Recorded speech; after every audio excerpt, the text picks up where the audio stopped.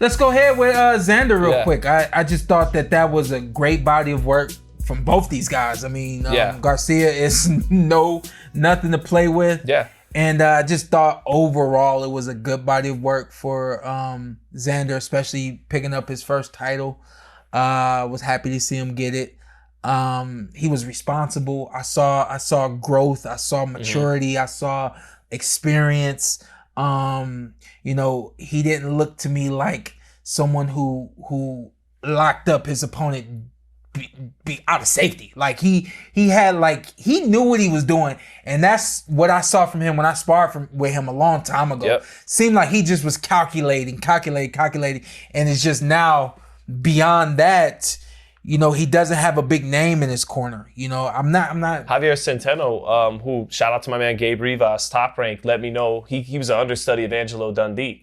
So his trainer does come from good background in that sense. Yeah. But now that now the humongous reputation, obviously you connect him to a man by the name of Angelo Dundee, and then it kind of takes you a lot further. But for me, being on the outside looking in, I said, well, damn, Xander's very prepared. And I gotta give an applause to his team for preparing him like this.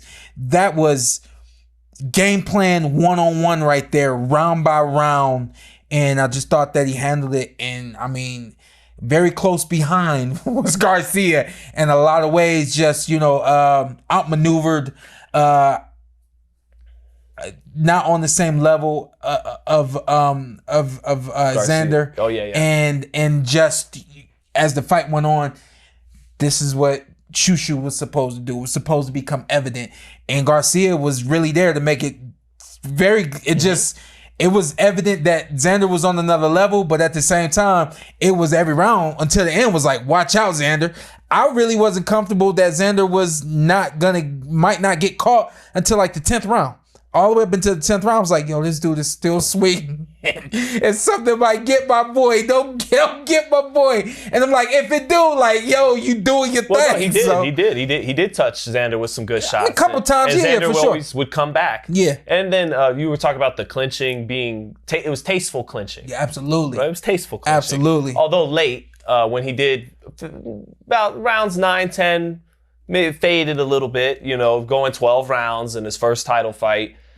Because actually, I thought in the 7th round, there was a chance there that he could do something special and really wow people, really convince people that he's the next Puerto Rican star, because he was starting to catch Garcia with some hard shots. And actually, I found out he's naturally left-handed. Did you know that? Yeah, stop telling his business. Yeah, okay, right. Well, so because of his money, because people are questioning his power. Oh, okay. And I think if he could sit down on a good left hook, he could surprise people with his punching power. And I was starting to think like Angelo Leo did Venado, like Valdez did Burchelt. Garcia's getting desperate. He's behind on the cards. He's lunging in. Sometimes you might be able to catch him with a jackpot, sit down on a really nasty counter and get him out of there. But the reality is he's 22. He's going 12 rounds in his first title fight. So I think that was in his mind, and he managed his energy for the second half of the fight, and he did close strong in the 12th. But the thing is he's not Tito Trinidad, he's not Cotto with the big punching power, the big left hook. He's a technician. That's his thing. He's a technician, and he's been saying that for a long time. Sometimes that goes in one ear and out the other, because when you try to ask fighters what their superpowers is, they always want to pride themselves on their IQ and their ability to adjust. So I'm always like, but your real superpower is this or that. But that is his superpower. He is a technical fighter. He is a high IQ boxer with very educated feet. High energy too. Good work, good output. Yeah, good hand speed, good quickness, good feet, good adjustment, good vision in the ring, and good character in the ring. He took some good shots in this fight and always came right back with something. Yeah, he always came right back, or he clinched correctly, and just he had a very tasteful fight. You know what I mean? Yeah, both these guys did. So. But I still think a lot of the public will look at Virgil, Bakram, and Fundora as the favorite over him. So he's still gonna have to grow, which he will be. He is gonna get better. Let's get Bakram back in the ring. Yeah, seriously. What are we doing? Yeah. Who's he with? Kathy Duva. Come on, Kath. It's tough. She's, you know, she it's tough in today's landscape. I forgot that she was with him. Yeah. Yeah. Promo, TPWP. Oh, yeah. Should probably do that, huh? Yeah. So who we got with, who's Xander getting in the ring with next? I think his mandatory is Josh Kelly, but he probably has an optional title defense. Bob Arum says his first title defense will be back in Puerto Rico. Oh, nice. So he will get a homecoming fight. Nice. Yeah. You got Xander or Bakram? I got Xander. I got Xander. I saw Bakram that one time against Tim That one time. That let me know that he's capable of so much more than I knew when I studied him. Yeah. When I study guys, I'm able, I watch 2 fights or so, couple rounds, and I know what you're all about. And he does not make me want to second guess my method of studying the fighter. Not many fighters change up who they are, their identity, and things of that nature. I just think he knew what he needed to do against Tim, and he came in the ring and he did it, and it worked masterfully because Tim helped him.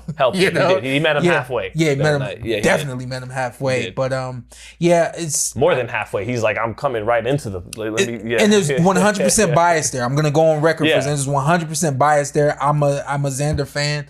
I love his energy. I love his charisma. I love what he's about. He's a great young man. He's a great young man, and you can see that he loves the sport. And anybody that's got love for the sport the way that he does, I'm all for him. Well, I mean, it resonated. He sold out that small room in the Garden if he keeps fighting good, and that's part of his one thing in his favor, like we're talking about. He's a great kid. He's a great young man. So if he keeps winning fights, he's gonna sell out the big room with Puerto Rican fans at some point. Yeah. So he's got to keep winning, and I think he's got another fight or two before he's able to get in the big room. Yeah.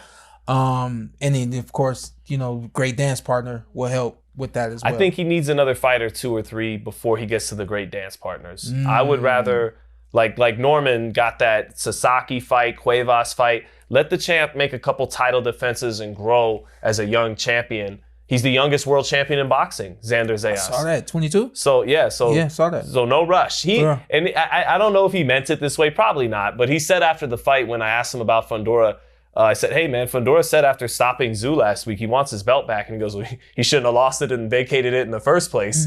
So you could almost take that in a joking way as like, well, get used to you missing it because I'm not fighting you for it right now. You know what I mean? If you wanted it so bad, we could have done that. Now I'm going to do my own thing.